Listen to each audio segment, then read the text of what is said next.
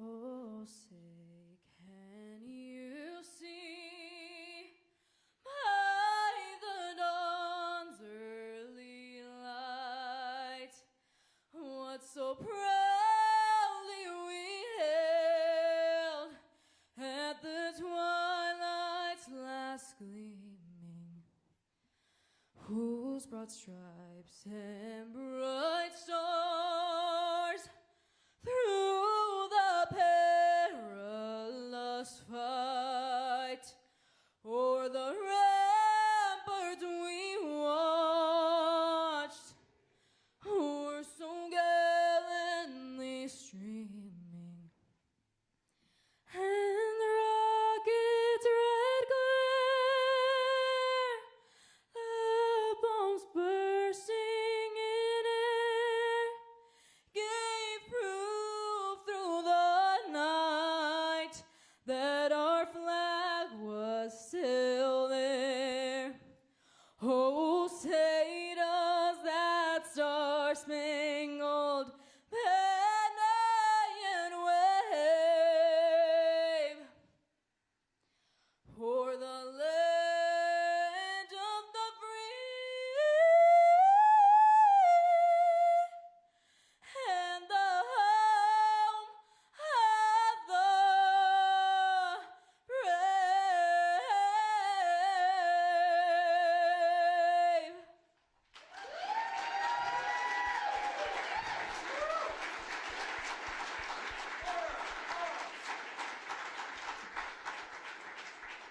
Ready, face.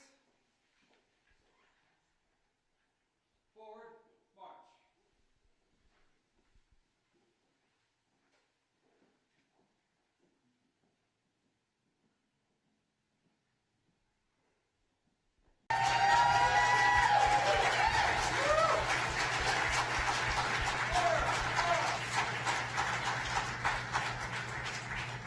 Ready, face. Forward, march.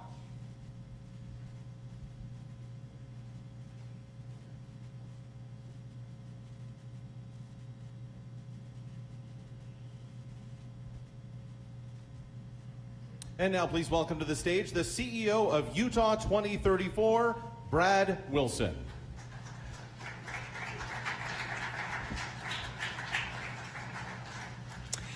Good evening, everyone. In 2,932 days, Salt Lake City will once again welcome the world. And in just 10 days, thousands of people are going to gather just across the street to watch the opening ceremonies of the Milan Cortina Winter Games, some 5,000 miles away. There's absolutely a sense of momentum that we can feel now in this Olympic city. In 2034, Salt Lake City will be the backbone of our Winter Games. From the Cauldron up the hill at Rice-Eccles Stadium to the Metals Plaza downtown, the pulse of the Games is going to be felt on these streets, in our schools, and in each of our homes. You know, through vital stages of our Olympic bid, Mayor Mendenhall has been a steady and an absolutely essential partner. She was a central leader in bringing the Games back to Utah. And just as she's brought the neighborhoods of this city together through her leadership, she is a guiding light for all of us, including all of our host venue communities, as we move quickly towards our Games in 2034.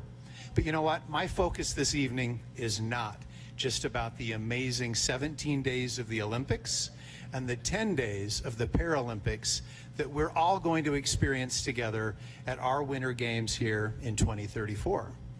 It is more about the opportunity that all of you have individually to bring a heightened spirit, to bring engagement and community activation to this city. You know, for athletes, the Games are about human achievement, and they're measured in medals of gold, silver, and bronze. But the Games bring so much more. They bring an opportunity for vision, capitalizing on the energy that they bring in anticipation of our Games 8 years from now. And the Olympics and Paralympics bring a possibility for unity, across Salt Lake City, throughout the great state of Utah, and spanning the entire globe. And I will tell you this, Mayor Mendenhall continues to lead with that long view, which is why our partnership with her absolutely works. She brings a vision for Salt Lake City, and she understands that the responsibility that comes with hosting the world is immense. But most importantly, she understands the possibilities of hosting the world. Our games in 2034 are not the finish line. They provide an opportunity now to look ahead and then to look beyond. They are a continuation of a remarkable legacy in this city, a chance to invest wisely, to plan boldly, and build for the future of Utah and our capital here in Salt Lake. Ladies and gentlemen, please join me in welcoming our friend, my friend, the Mayor of Salt Lake City, Erin Mendenhall.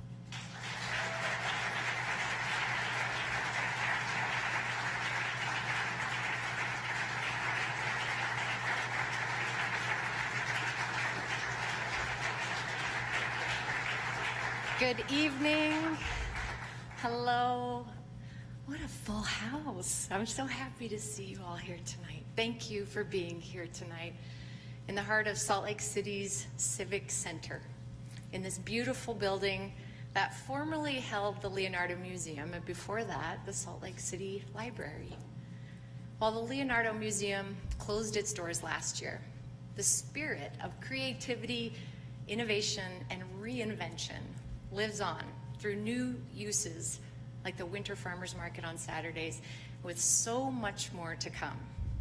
Thank you to Jack and the Red Spirit Singers. Thank you for the truth that you spoke and the voices that you brought to us tonight. And thank you to Shiloh Lopez. It was beautiful. Thank you to the Salt Lake City Council. Thank you to the county leadership. I see you here tonight. Thank you to our amazing Salt Lake City team and my own family and other esteemed guests. And to the Salt Lakers watching online, thank you for tuning in. Hi, Mom. I also want to thank Brad Wilson, my friend, for his thoughtful introduction. Thank you, Brad. I am so looking forward to our Olympic and Paralympic planning efforts over the next 8 years. But we don't have to wait 8 years to keep building upon our Olympic legacy. Because next Friday, this very block will once again be filled with people for the watch party, Salt Lake City's free celebration of the 2026 Olympic and Paralympic Winter Games. And I really hope that you and your families and your neighbors and visitors from across the state will join us, because Salt Lake City will forever be a place to celebrate our Olympic and Paralympic legacy from 2002 to 2034 and beyond. Our Civic Center will always be a testament to the power shared spaces have to bring us together, even, maybe especially, when the world feels divided. 2025 was a year of decisive movement. We began the year with the release of our public safety plan, detailed directives to act in 27 different ways within our power, and 23 clear recommendations for our partners outside of city control. Since then, we've implemented more than half of those solutions and are actively working on the long-term initiatives. In the fall, a chapter years in the making came to a close. We completed the voter-approved streets bond. It was passed in 2018 after more than a decade of deferred maintenance following the Great Recession. Together, we rebuilt 122 miles of worn-out roads, resurfaced 310 miles of pavement, and replaced more than 1,500 feet of century-old pipes. Just last month, we celebrated the opening of Phase 1 of Glendale Park, a new West Side space that exists thanks to more than 1,700 Salt Lakers joining the outreach that guided and shaped the project. Later this year, we'll start constructing more amenities there from a skating ribbon and boardwalks to river access, a skate park, and a sledding hill. 2026 is a consequential year for our city. On January 9th, Salt Lake City marked 175 years since its formal incorporation. 175 years of choosing again and again to become more than what we were the year before. On January 4th, the state of Utah commemorated 130 years of statehood.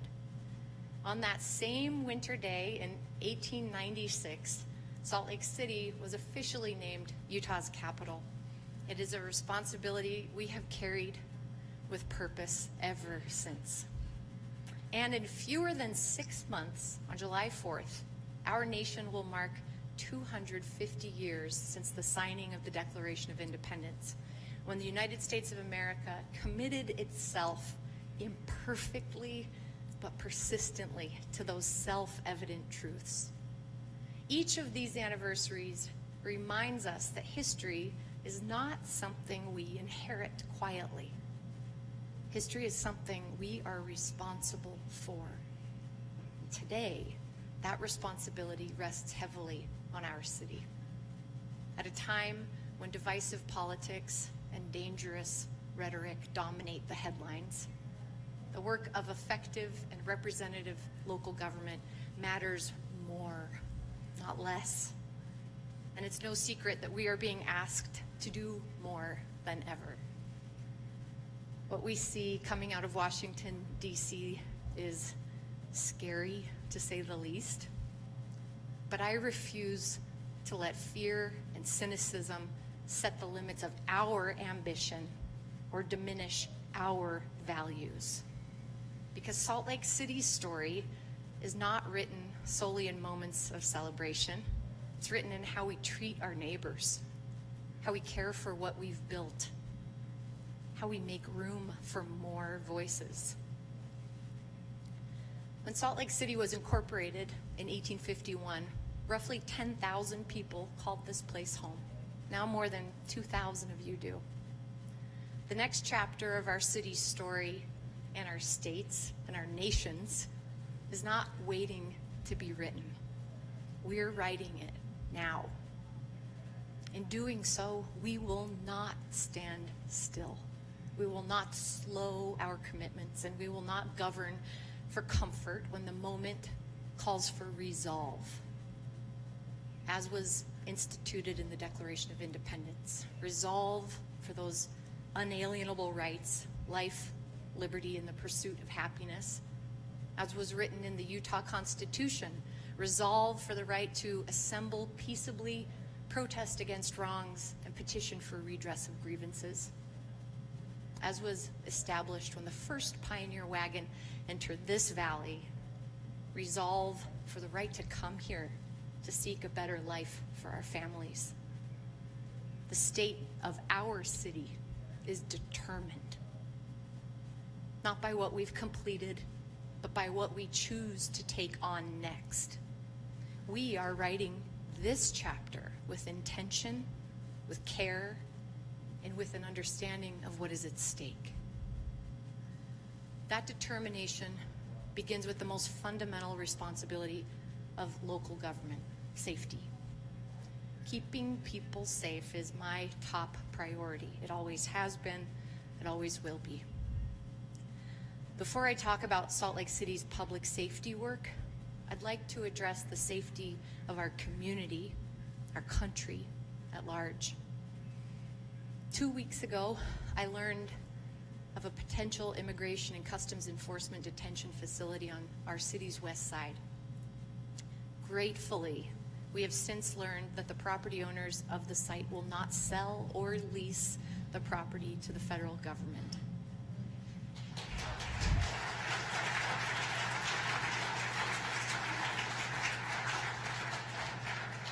You may have read a letter about that property that I sent to the owners explaining why it would not work here. But let me be clear. This isn't just about zoning restrictions. Such a facility has no place in our city, whether at that site or anywhere else. Recent tactics used by the federal government in Minnesota and Maine and elsewhere are completely and utterly deplorable. These tactics are not making communities safer. They're creating chaos. They are eroding trust in law enforcement. They're resulting in the death of Americans exercising their constitutional rights, and they have no place in the America that I call home. Nowhere in the United States is this acceptable, and I will not stand for that here in our city. I want to make it clear that I am prepared to use every tool within my control to protect the values of Salt Lake City and the dignity of every one of our residents. To this end, we launched the Future Citizens Path program to support eligible green card holders in Salt Lake City through the U.S. citizenship process.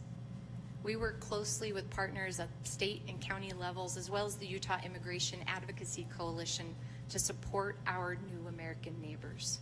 We provide resources and funding each year to support immigrant and refugee Salt Lakers. And as I've said again and again, Salt Lake City Police do not participate in federal immigration operations. That will not change. What our police do is prevent and stop crime. They protect residents and visitors. They work to ensure the freedoms of speech and protest. And how they do that job matters. They are focused on our city's actual public safety needs. And so am I. Over the past year, our police have been especially focused on connecting those living on our streets with the resources they need to find stability. Often, the conversation around that intersection of homelessness and public safety gets reduced to crime, but this is not the whole truth. The reality is that on any given day, there are about 5,000 Utahns experiencing homelessness. More than 4,000 of those individuals are in shelters or in transitional housing. And I would like to thank our service providers for the difference their work is making every single day. I know many of you are here tonight.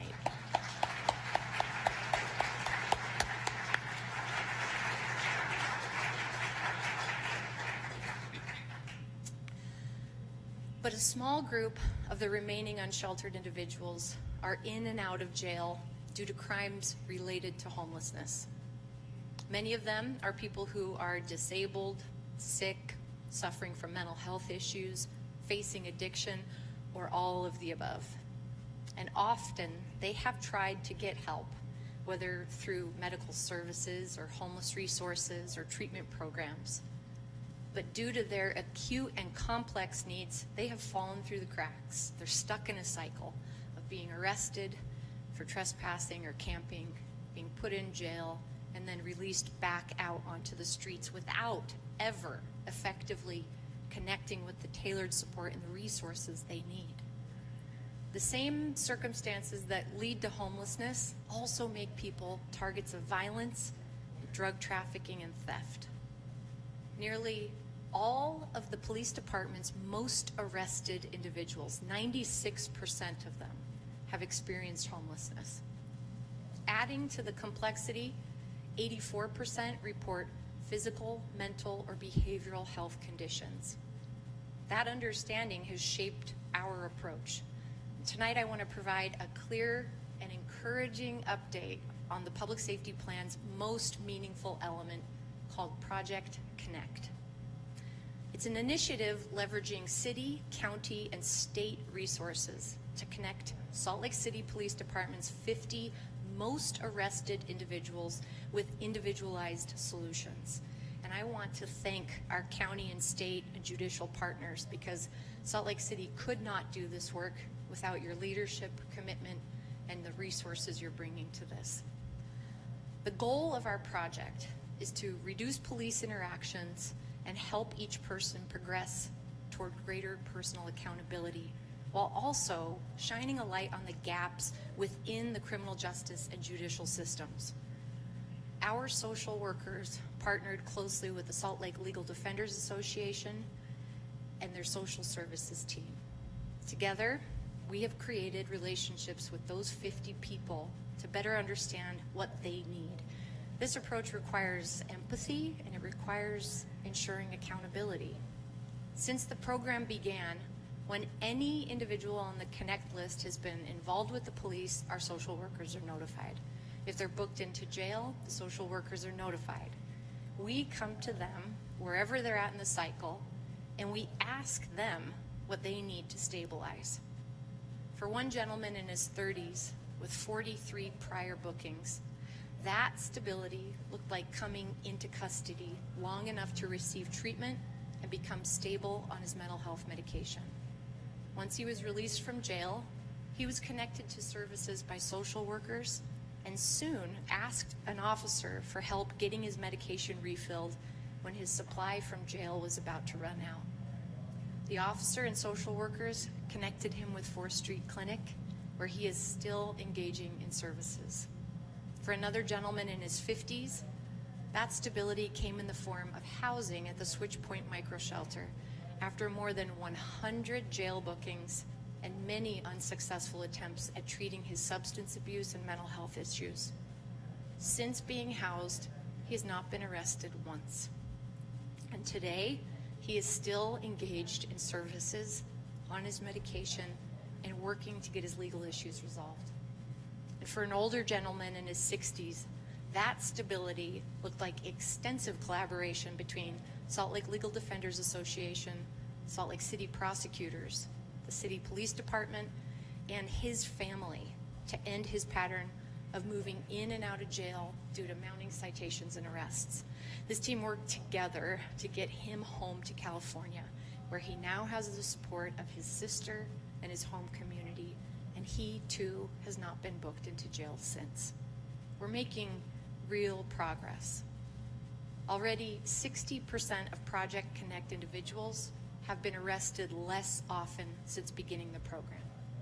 So tonight I commit to you that Salt Lake City will double down on our efforts on Project Connect in 2026. We'll expand beyond the first 50 individuals, refining the metrics for long-term success. We'll continue to work with our partners to bridge gaps between our agencies, creating more efficiency throughout the system. We're going to do this even though it's hard, because it's critical to reduce the demand on our officers so they can do their jobs. Our police officers deserve to see their work be helpful and effective, rather than spending a majority of their time arresting the same people over and over. And because these improvements don't just improve efficiency, they help people who are desperately in need. Pardon me. Safety is a physical reality. It's response times, it's lighting, it's patrols by our officers. It's also a feeling, though. It extends into our parks and streets and the public spaces and places where our city life unfolds. As Salt Lake City grows, so too does demand, and our responsibility to ensure that those shared spaces are safe, welcoming, and that they're worthy of the people who use them. When our families grow, we don't just keep squeezing into the same seats around the dining room table. We make room. We add high chairs, we pull up a couple stools, maybe we score a bigger table off KSL Classifieds. I actually did that. Here's the table. It was only $100. The point is, we adapt our space so everyone can gather with dignity. Growth creates opportunity, but only if everybody has a seat. That philosophy guides our investments across the city. In the foothills, it means opening dozens of new trailheads so more people can enjoy our beautiful mountains. On the streets, it means rebuilding with safer crossings or more frequent transit service, clearer signage. We want to make space for more people to move through the city safely and efficiently. And downtown, It means rethinking how our civic spaces serve a larger, more diverse city. Now, I think you've probably heard me talk about the Green Loop before, but chances are you won't hear me use that phrase very much going forward. What you will hear is what we're actually doing and what we want to see in our streets and our neighborhoods. Because the reality of the Green Loop is it isn't just one project. It's 4 very distinct corridors that are already deeply connected to daily life in this city. And it's a vision that's already begun on 900 South. We will soon begin engagement and design work on 500 West. And I'm incredibly excited and grateful to tell you tonight that following the Church of Jesus Christ of Latter-day Saints Temple Open House next year, we will move forward with discussions about sections of South Temple in partnership with the church. At its core, this is about beautifying downtown and embedding interconnectedness into our very streets and sidewalks, adding trees and shade to the downtown core so you can go shopping and walk your dog in the heat of the summer. It's about driving more people to shop at our local businesses, drawing residents and visitors farther into this downtown community. And this won't all happen at once. It will move block by block. It'll be shaped by the character of each place and the people who live and work there. And we've already seen success in this vision. The 9 Line has shown what's possible when streets become places. We can carry that same energy across downtown, transforming barren sidewalks and asphalt to create shaded green corridors that invite people in and bring us together. And tonight, I commit to you that every business and every family along these corridors will be invited to help shape this vision. Block by block, we will do this together. I want to say that again. We will not do this without you. We will invite every single business and every family along these routes to ensure it will benefit you. We will use your input and your needs to shape a future that will improve your neighborhoods. The next chapter of this work begins right here at Salt Lake City's Civic Center, connecting Library Square across 2nd East to Washington Square, our city's front yard. This is the heart of our civic life. Tonight, I'm proud to share the vision for the Salt Lake City Civic Center. We're inspired by the fact that this space sits in the neighborhood with the greatest need, unmet need for green space in the city. It's so exciting to be starting with the beloved central civic space of Washington Square, a place that's very familiar and iconic. And Library Square is its neighbor, and in some ways its sibling. Beyond the need to make the repairs of the 25-year-old landscape, we heard from all the different interactions we had with community members and stakeholders that the events that are held in this space are beloved. The library is also beloved, and people love the experiences they have in the library. But especially in the summer, during the hottest months, the plaza and the whole block is uncomfortably hot. So if we take the shade and the greenness of Washington Square and we bring it into Library Square, we have this much more open and leveled out space in Library Square so that you can walk in multiple directions and also see from the east end of Library Square all the way to the city and county building across 200 East. Then we're using the Crescent Wall and the former Leonardo building to enclose a circular room that is really at the heart of the Civic campus. Spaces like this are important because they're accessible to everyone, they're free, they bring diverse people together who might otherwise not cross paths in their work and their daily lives. The vision study is live online right now. Push the button. And I hope each of you take a minute to look through it. Just take a moment with me and imagine a future with this vision in place, say in, I don't know, 8 years. Picture riding your bike along the 9 line, stopping for a coffee or a quick bite, making your way up 2nd East here to Library Square to borrow a book at the library and read outside in the shade. And then heading for an early dinner or drinks at a rebuilt White Horse before heading to a Utah Mammoth game. Or in February of that year, watching big air athletes fly across the skyline in the middle of downtown Salt Lake City. And imagine when you travel over to the Delta Center, you don't have to go all the way around the Salt Palace Convention Center because we reconnected the downtown core. 9th South, this block of 2nd East, South Temple, 5th West. These are very different areas, but they are a part of the same vision. The 9 line, the Civic Center, the Sports, Entertainment, Culture, and Convention District, these also are not separate projects. They're informed by each other. They're a deliberate, concerted effort by Salt Lake City to keep and create the most beautiful, walkable, connected downtown we can possibly have. They create a better ecosystem. Why? Because yes, in 8 years, we will welcome the world for the 2034 Olympic and Paralympic Winter Games. Downtown will be the focal point.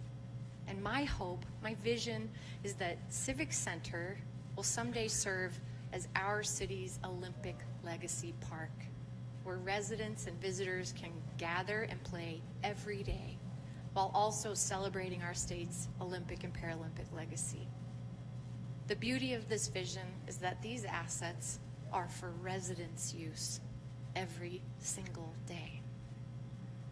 As this area takes root as our civic center, Salt Lake City will strengthen it by breathing new life into this building, formerly the Leonardo, by reutilizing it for 3 distinct purposes. On the first floor, Salt Lake City's Youth and Family Division will soon join Ken Sanders Rare Books, using this central location for after-school programming that helps families stay downtown. We also hope to lease a section on the ground floor to local arts and cultural groups. On the second floor, in partnership with the city's Arts Council, the Utah Division of Arts and Museums will display its visual folk arts program and highlight emerging Utah artists now closer to the downtown core than they have ever before. They'll offer lectures, classes, and gallery stroll nights.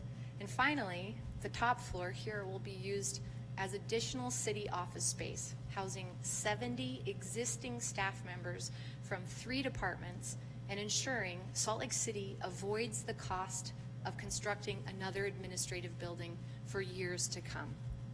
We know that residents are feeling the strain of increased taxes on the county level, and as I have said for years, we most likely cannot avoid a city property tax increase for the upcoming fiscal year, but we will not raise them to build a new administrative building.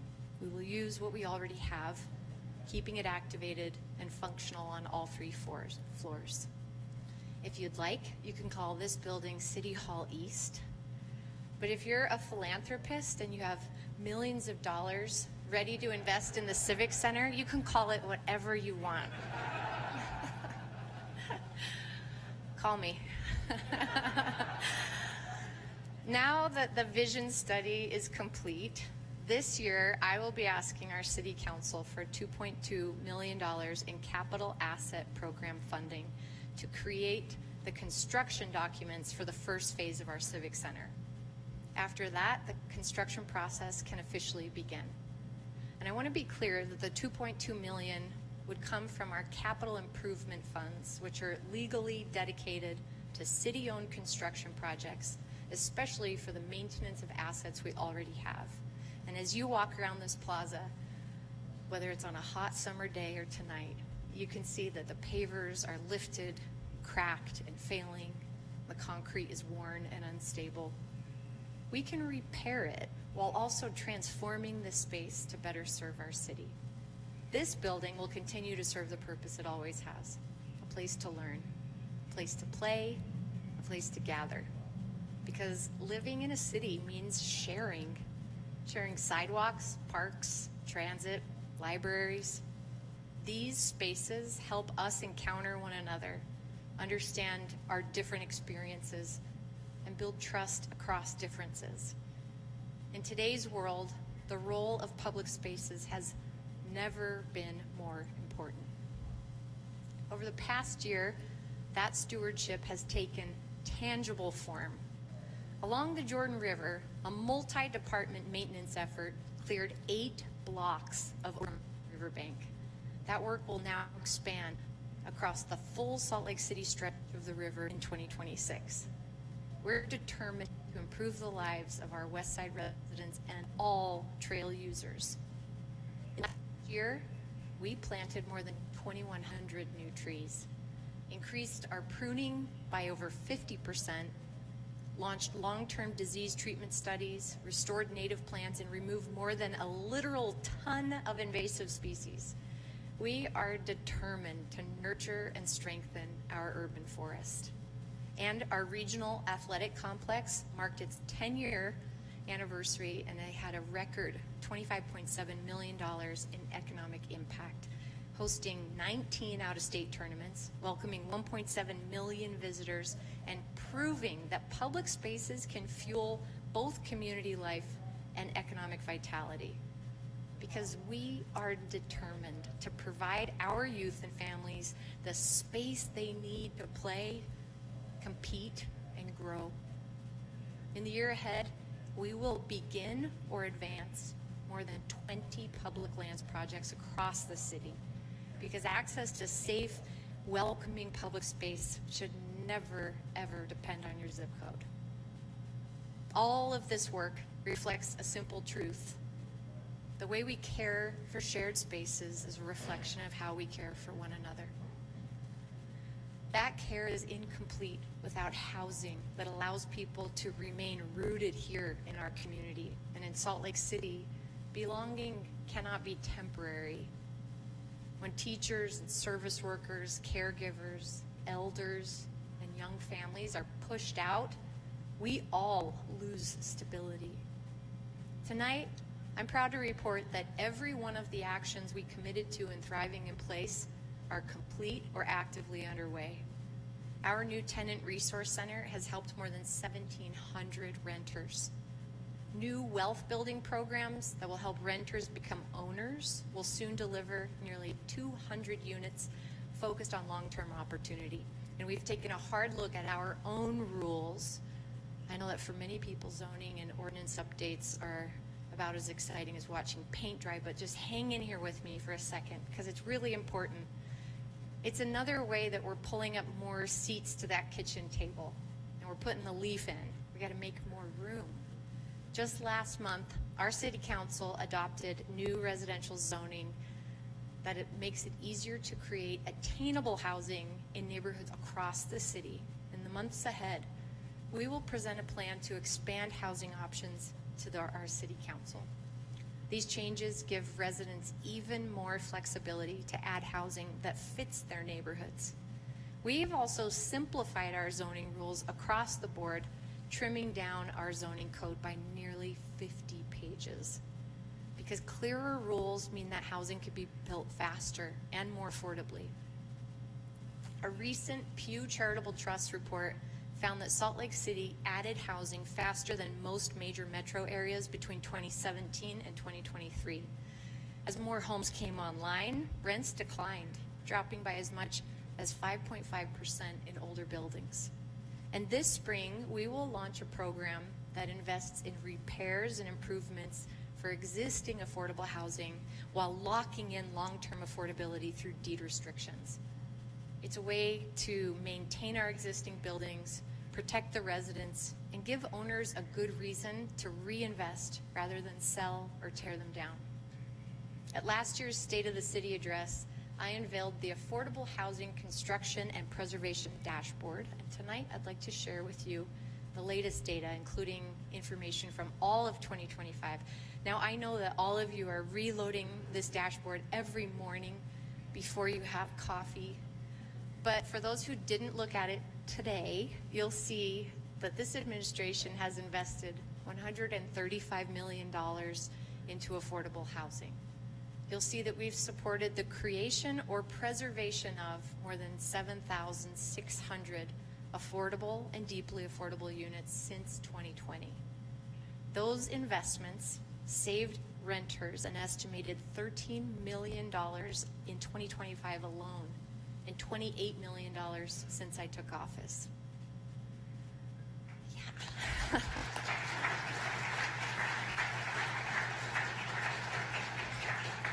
You notice there's a consistent theme in our work: preservation. Preserving homes, preserving neighborhoods, preserving affordability, and increasingly preserving our future. There's no Salt Lake City without the Great Salt Lake. That's why in 2025, we contributed more than 12 billion gallons of high-quality treated wastewater to the lake. That's 18,000 Olympic-sized swimming pools. We also marked a milestone that few cities ever reach: 30 years of perfect compliance with the Clean Water Act and are at our water reclamation facility. And we achieved that while both operating the water reclamation facility and building its replacement next door. Now, mind you, that replacement is the largest public works project in Salt Lake City's history. Construction began in 2019, and we are on track to complete it this fall. When finished,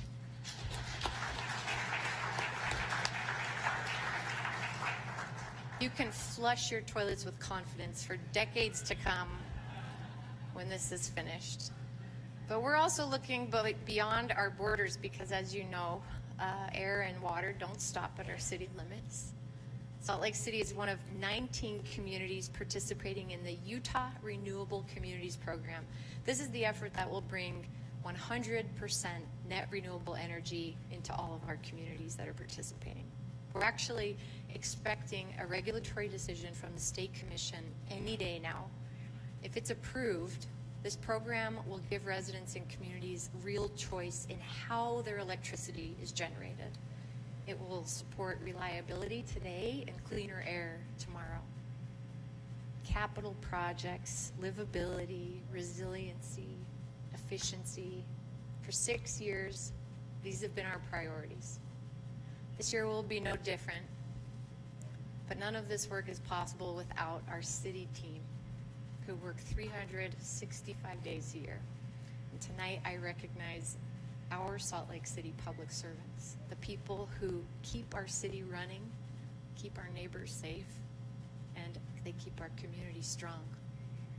I have the absolute privilege to be able to meet someone often on their darkest day and just make it a little bit better. Change the world just a tiny bit. My father retired from Salt Lake City Fire Department as a battalion chief. So I grew up around this fire department. I always wanted to work for Salt Lake City Fire Department. The Jordan River Parkway Trail, first and foremost, is one of the most unique sort of pieces of land in all of the United States. Growing up, I didn't necessarily have an after-school or an out-of-school type program that I was a part of consistently. This showed when I was 17 years old and I got in trouble by the law and I had to fill community service hours over at the Boys and Girls Club. So since then, it's history now. So 14 years down the line, I'm grateful to be here in Salt Lake City supporting the families that we have. So the Main Street fire posed a lot of challenges. I'm extremely proud of the firefighters that responded to that, and they worked very, very hard, very diligently to not only put the fire out, but to prevent fire spread and ruining other businesses. The Victim Advocate Program started out of an effort to make sure the criminal justice system was nicer to victims and easier to navigate. Because of funding challenges this year, the Boys and Girls Clubs of Greater Salt Lake unfortunately had to shut down one of their programs. So the Boys and Girls Club reached out to us, and we were able to collaborate and run our services within their buildings. How do we all best come together to make sure that space is not only like safe and accessible, but that people want to be there? And we have what we call a mayday, where a firefighter was injured and his officer had to call a mayday over the radio to let everybody know that somebody was in danger. We do a survey with survivors after we're done helping them and ask them what was the thing that most helped. And I expected it to be the protective order or the shelter or funding. And over, it's a human being who cared. We have seen many community members, families come and let us know that they appreciate us being there and that they're grateful that the city and the Boys and Girls Club are able to partner and collaborate to fill the needs for the community.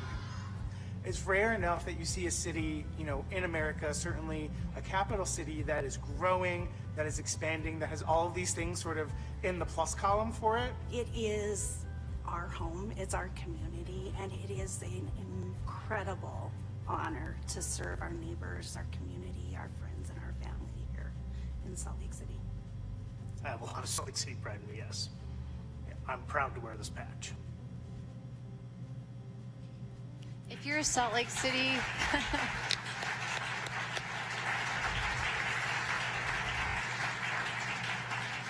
if you are a Salt Lake City team member, will you please stand so we can recognize you? All of you, come on.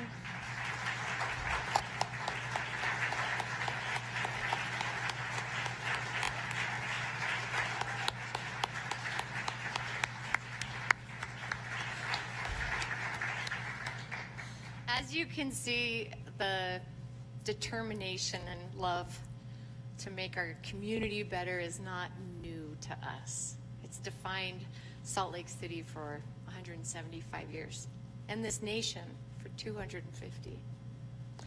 I've said it once tonight, but I think it bears repeating now. History is something we are responsible for. It's also a debt that we owe to those who came before us. In 1834, a man named DeLoss Robinson was born in Tompkins County, New York.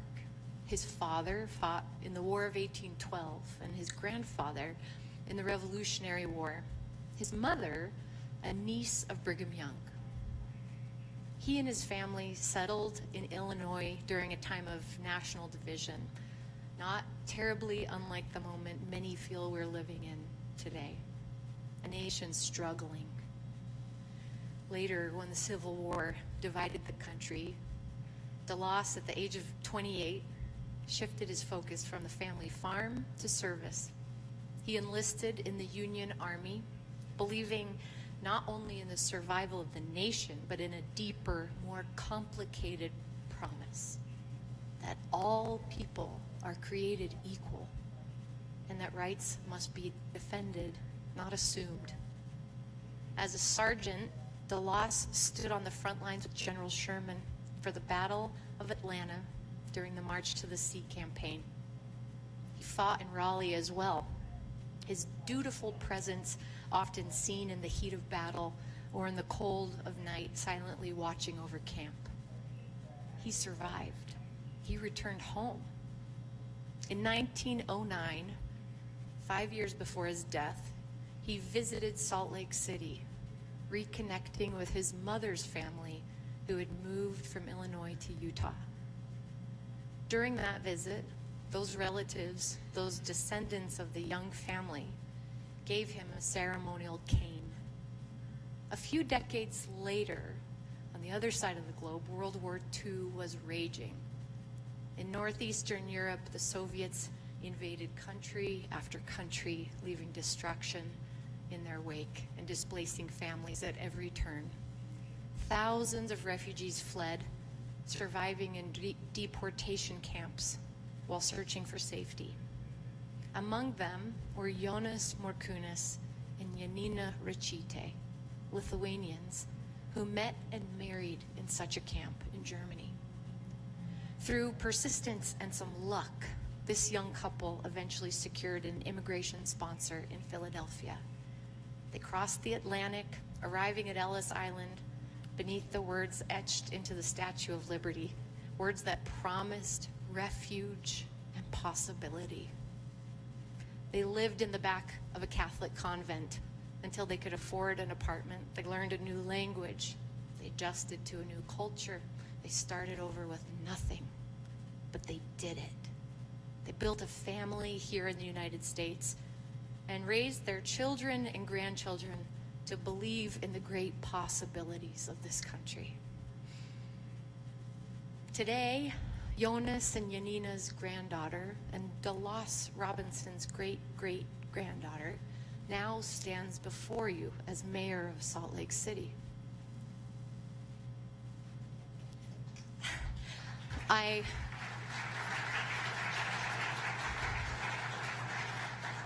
carry their values with me every day.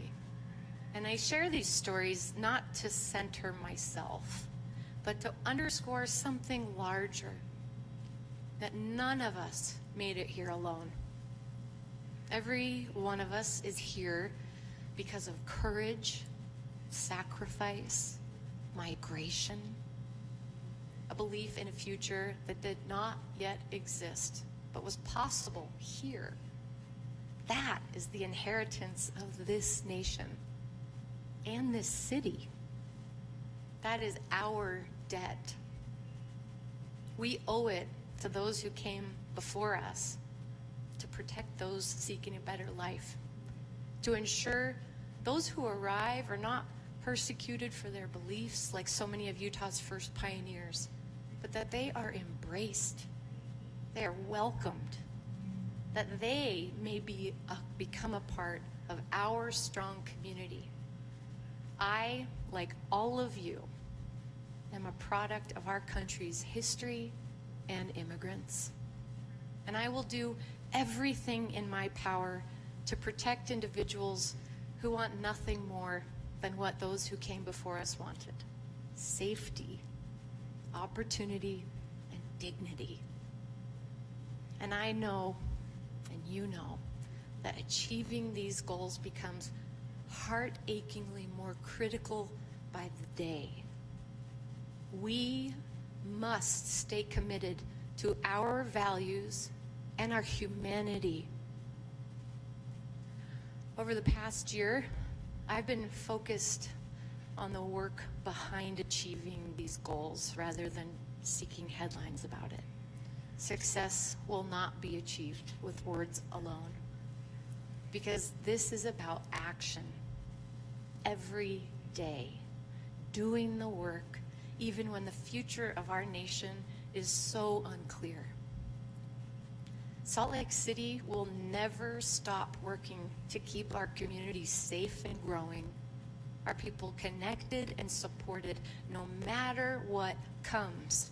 Hear me, that I will use every lawful tool available to protect Salt Lakers, to defend dignity, and to keep our city a place where the doors of opportunity remain open. And this city is determined to support our residents, whether they've been here for decades or just days. Determined to govern with humanity and accountability. We will do the work.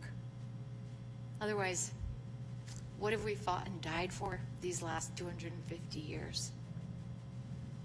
How did America become great in the first place? History brings us to this moment, but it does not carry us forward. That work belongs to this generation in this city right now. Thank you for doing it alongside us. I wish you and your families a safe, healthy, and hopeful year ahead. Good night, and thank you for being here.